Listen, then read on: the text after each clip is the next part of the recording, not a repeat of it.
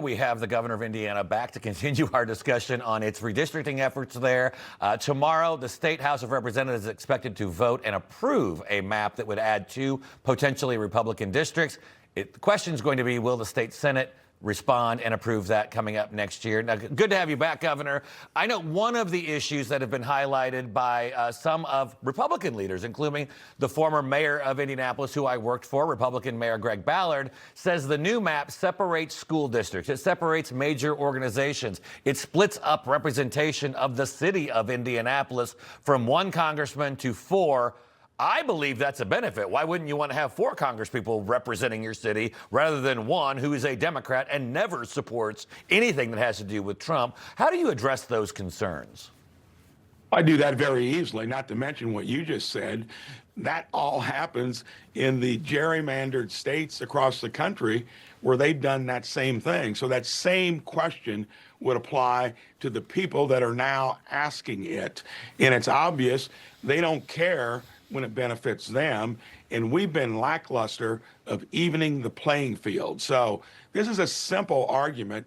They've been doing it for decades. I mean, even the census enhances their congressional districts because many of the illegal immigrants, numbered at 20 to 25 million, count into it.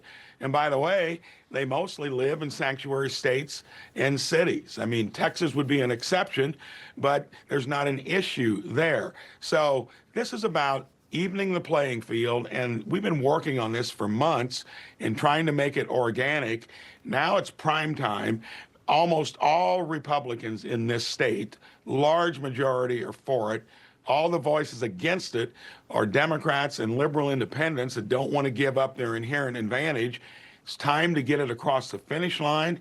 It'll happen tomorrow in the House, and the Senate needs to get with it. We don't want to be distinguished by the only state that didn't do it, and we've got one of the best relationships with the administration of all states. A lot of that gets to be in jeopardy if we defy the VP coming in here twice, the president talking to these state senators a couple times. Doesn't make sense.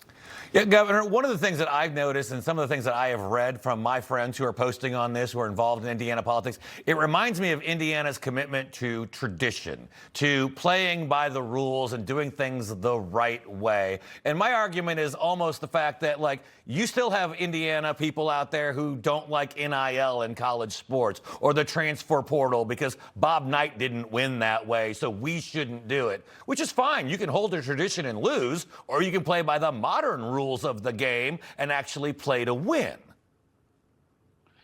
Great point, because you can still have those principles, but then you're going to probably be talking from the outside, not within a broken system that from the Great Society days have embraced more and more government.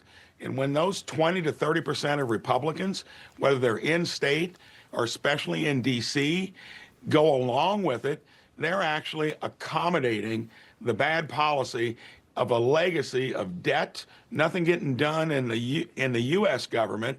Why would we want to be part of that in our own state government? You got to adapt to things that change. They view government as their cathedral and their growth business wrapped into one.